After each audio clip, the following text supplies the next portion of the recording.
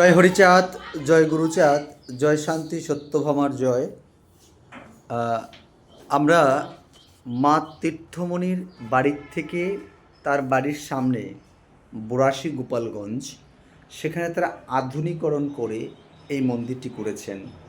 যদিও কর্তৃপক্ষ এখনও মা তীর্থমণির সেই মূর্তি আর স্থাপন করতে পারেনি, হয়তোবা করবে। এখানে আমরা পেয়েছি আমাদের এদিকে সময় তীর্থমণির যে পিঁড়ি, মানে সেই পিঁড়ির এই মাসিমণিকে পেয়েছি। মাসিমণির নাম কি? শোভা। শোভা।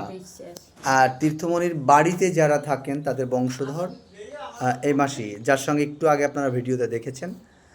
তো আমরা মা তীর্থমণির বিষয়ে আজকে আমরা অনেক কিছু শুনবো যতটুকু সম্ভব, এবং এই মন্দিরের ইতিহাস এবং এই বুরাশি গ্রাম আজকে মতুয়া জগতের একটি অনবদ্য নাম। এবং খুব দুঃখ লাগছে যে যতটুকু জানতে পেরেছি, ভাই এখানে কি কোনো গবেষকরা এখানে এসেছে আগে? না, এখানে আগে কখনোই গবেষক আসেনি। যাক, আমি এটা পরে একটু শুনবো। এটা খুব দুঃখ লাগে যে মতুয়া ধর্ম প্রচার এবং প্রসারের ক্ষেত্রে মহিলাদের একটা বিরাট অবদান তখন ছিল। সেই জায়গাটা দাঁড়িয়ে এখন আমাদের নূতন গবেষকদের কাছে আমি অনুরোধ করব, আবেদন জানাবো, আপনারা এই সব জায়গাগুলোতে একটু আসুন, এখানের গভীরতাকে একটু তুলে ধরবার চেষ্টা করুন। আমরা পাচ্ছি আমাদের গোসাই ভাই, নাম কি? জয় হরি বল। আমার নাম চন্দন মণ্ডল। চন্দন মণ্ডল।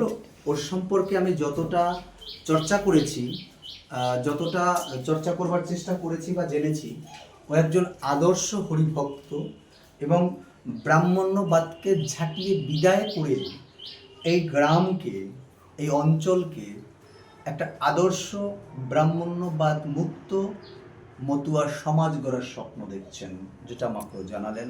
আচ্ছা ভাই, এই তীর্থমণি এই গ্রামে এসে, এখানে এই গ্রামের পুত্রবধূ, মানে তোমাদের গ্রামের পুত্রবধূ, এইটা ভাবতে তোমাদের কেমন লাগছে? আসলে ঠাকুরের সঙ্গে যারা আসছিলেন, দ্বাদশ পাগল এবং একজন গোপী ছিলেন, তার মধ্যে মা তীর্থমণি ছিলেন প্রেমময় এবং রুদ্রময়। তিনি আমাদের এখানে আসছেন, আমরা আসলে খুবই ধন্য। আরও ধন্য হতে পারতাম যদি তার আদর্শটাকে আমরা সকলে ধারণ করতে পারতাম, যদি গোটা কয়েক লোক বাদে সবাই মিলে যদি ধারণ করতে পারতাম। কারণ আমার মা তীর্থমণি এই বুরাশি থেকে হরিচাঁদ ঠাকুরকে যখন ডাক দিতেন বাবা হরিচাঁদ বলে, আমারে বাবা হরিচাঁদ, তখন উড়াকান্দি থেকে এই বুরাশি চলে আসতেন। তো এই বুরাশিটা কত পাবন ভূমি ছিল, আসলে আমরা যদি এটা চিন্তা করি খুবই খারাপ লাগে যে আজকে আমরা সে আদর্শটাকে ভুলে গেছি।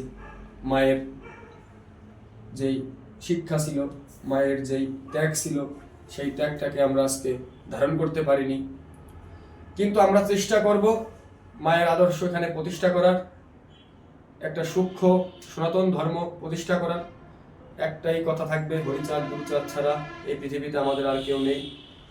কারণ হরিচাঁদ গুরুচাঁদ ঠাকুর আমাদের যে শিক্ষা দিয়েছেন নির্যাতিত, নিপীড়িত, নিষ্পেষিত মানুষের জন্য, এই শিক্ষা আমাদের আর পৃথিবীর বুকে কেউ দেয়নি।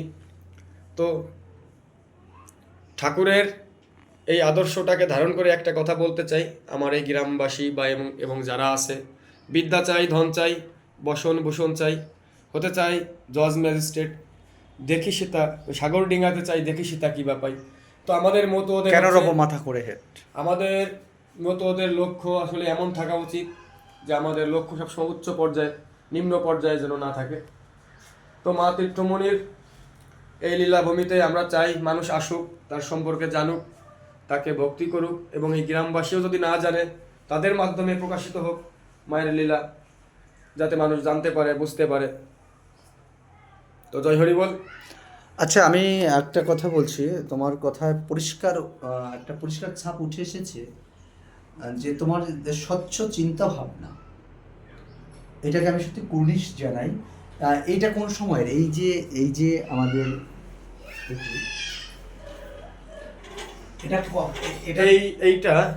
এইটা আমরা মোচা বলি। তো হরিচাঁদ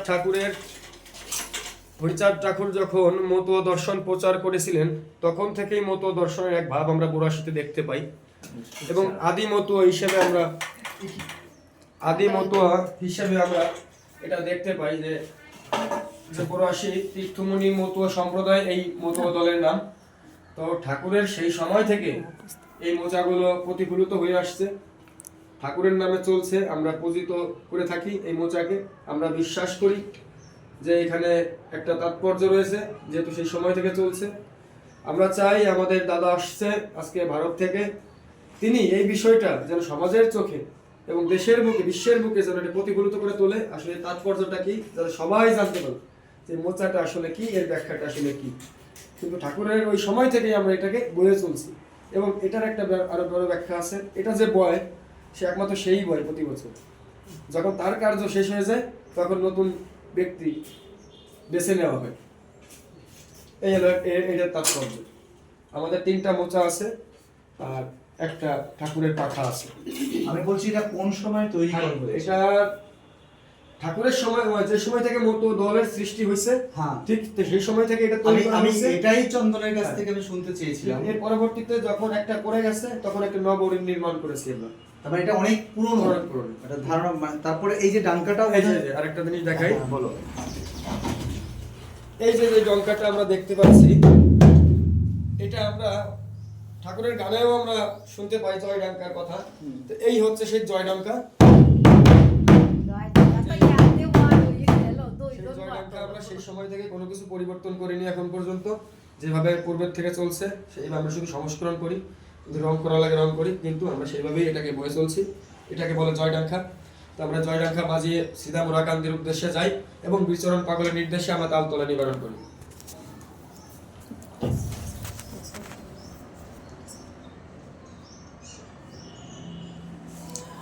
আচ্ছা, এই মোচাটা তো ছোট। এই মোচাটা হচ্ছে পাখা, ঠাকুরের নামে চলে। তো এটা ওই সময়ের থেকেই সৃষ্টি। কিন্তু এটার আগে একটা পাখা ছিল, এই মন্দিরে একবার আগুন দিয়েছিল দুর্বৃত্তরা, যে কারণে আমরা এটা পড়ে গেছিল, কিন্তু আমরা আবার নির্মাণ করেছি এটা। আচ্ছা, আর আমি একটু মন্দিরের চারপাশটা একটু দেখানোর চেষ্টা করছি। মন্দিরটা সত্যি এত সুন্দর, এত সুন্দর করে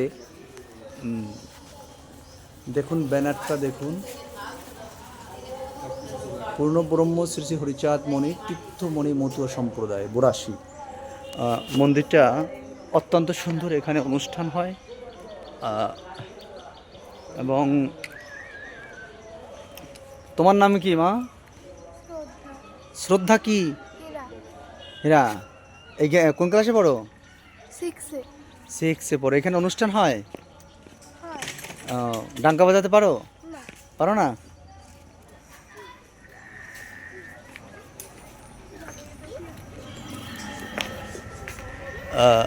মন্দিরটা অত্যন্ত আনন্দে পল্লবিত।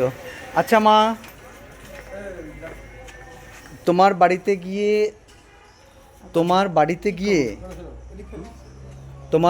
গিয়ে যে আমি যে কথা বলেছি, তুমি রাগ করোনি তো? না। তো এখন কি মন্দিরটা কি করবে? তুমি আমাকে বলেছিলে না যে এই বাড়ি থেকে শুধু হরিগুরুচাঁদ, শান্তি সত্যমা ছাড়া আর কিছু রাখবে না, এটা বলেছিলে তো? পারবে তো, যে কথা দিয়েছে রাখতে? আবার একখানিও রাখা যাবে না। সে তুমি যেটা ভালো বোঝো সেটা করবা, আমি তোমাকে কোনো চাপ দেবো না। তুমি যেটা ভালো বোঝো সেটা করবা। জয় হরি বল।